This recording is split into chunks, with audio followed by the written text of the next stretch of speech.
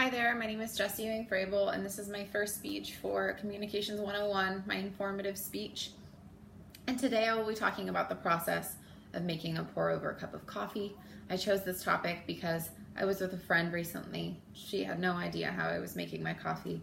It's how I've done it for about 10 years.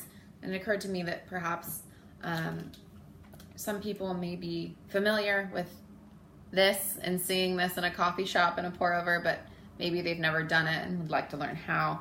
Today I'll be talking about kind of through 3 different steps, and I've associated those 3 steps, the process, if you will, and I've given them each a name.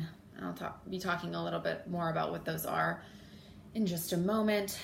To begin, I'd like to share my thesis, my definition of what it is to make a pour-over. It's the process of making coffee by distributing boiling water over grounds to make a single cup. That includes setup, grinding your beans, and the pour. And that leads me to a quick review of the 3 things I'll be talking about. Step 1, the setup. I'll be talking about the materials that are necessary for this process and demonstrating as I go. 2, the grind, which is the beans. I'll be talking more about the beans. And 3, the pour. So I'll be talking about the kettle and distributing water and kind of what to look for. I've also associated a single term with each part of the process. And these are probably things or definitions that you're aware of, but have maybe never knew the names for. I certainly didn't until doing this presentation. So that's been really interesting. To begin, the setup. The materials that you will need, it's pretty straightforward, but you'll need 1 coffee filter, a single cylinder cone like so, ceramic or plastic is fine, whatever you prefer, a coffee cup, obviously, 16 ounces of water is the minimum that I would recommend to put in your kettle.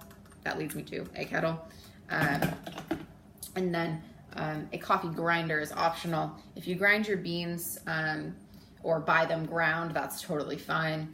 I buy them whole beans, and I'll be talking a little bit more about that process in a moment. So this is optional. It depends on how you buy your coffee. And then I store my beans in this airtight container.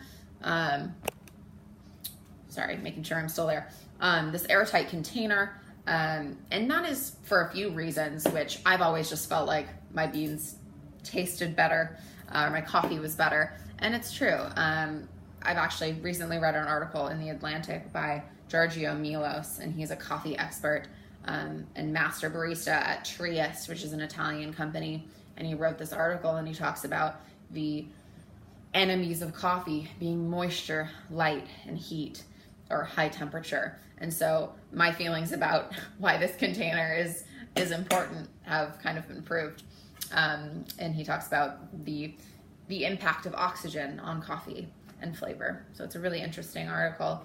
And he also talks about something called degassing, which is basically anytime you smell coffee, it is degassing. It has most likely been exposed to air. So that's an interesting, that is our term for this first part of the process.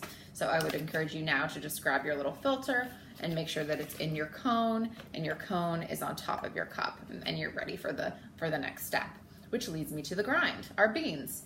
If you have not ground them yet, I would put 2 or 3 scoops, depending if you want your coffee really strong, definitely 3 or 4, and 2 or 3 spoonfuls or scoops if you don't want your coffee as strong. And that's what I have in here. And it looks like I need a few more.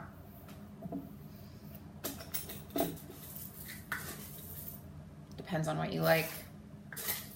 And if your coffee is already ground, you can go ahead and put it right in your filter and put your cylinder on top of your cup.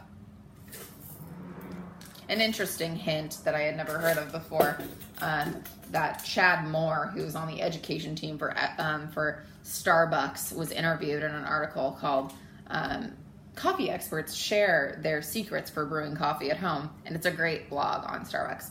And I read, he talks about the grinding day of and the freshness. So if you do buy whole beans, he recommends grinding them day of because they will be more fresh, which is kind of what we referenced earlier in respect to improving the flavor of your coffee. Another thing that Stumptown Coffee, a quote that's in my presentation, but I thought was really interesting, is to paraphrase it, they after you've ground it, they take a little bit of their coffee and they put it on a white sheet of paper, which I have right here, just to see if it's an appropriate size, if it's kind of a little smaller than sea salt, basically, is what you want. And obviously that is what we're going for. And some of the reasons that people enjoy this method is for its being time effective, which in this, me displaying this for you today is not the most time effective thing, but it's interesting to see and make sure that it's kind of the consistency that you want, which is fine, but not too small. The coffee will be watery if it's too small. So I'm gonna go ahead and grind these beans.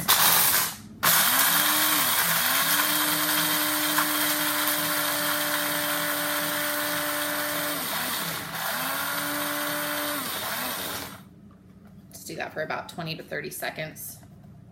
I had already ground some of them for a little bit, so I didn't do it for quite as long. I'm gonna go ahead and pour them like so. My my water is hot, but I'm going to make sure that it's boiling, so I'm gonna turn that on for a brief moment. And lead into our last and final step, which is the pour. One thing that is discussed by a couple of the articles I've referenced in my presentation, they talk about spout size. My kettle is pretty large. Some people prefer a smaller spout because you have more control in your pour, and it's important to evenly pour so that the bloom can happen. And the bloom is my next one of my words, and it is basically patience is what it is. And it's kind of like letting the coffee breathe and pouring it evenly so it has time to do so. And it's a term that's used specifically by a Starbucks blog called Starbucks Pour Over Coffee. That's where I kind of associated or found that name for the first time, but a lot of people use it. And it relates to, there we go. It relates to oxidation, which I've talked a little bit about, but the exposure of coffee to air. And you need to let it breathe in its final moments so it can be a stronger cup.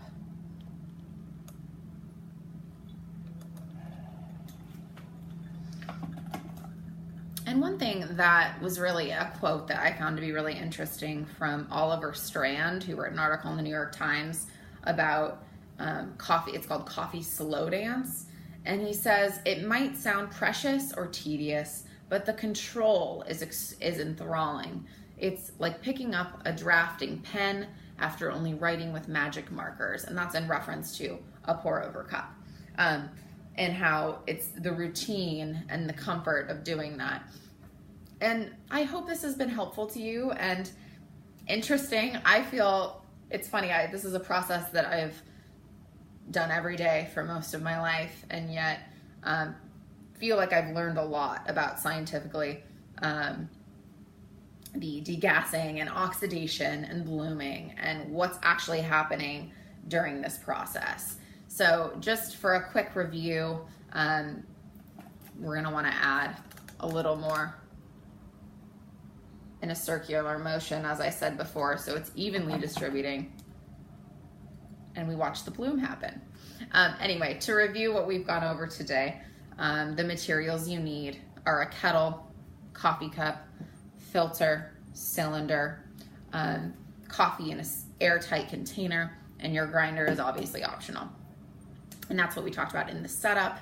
The grind, we talked more specifically about beans and what is important when you're thinking about storage. And then last, the pour, the actual pour and the bloom. And that is it. I hope you've learned something. If you have any questions for me, certainly reference my PowerPoint, which I'll be uploading, which has all of my citations and information. But if you have additional questions about things I brought up, please let me know. Contact me. Thank you so much for listening, and cheers.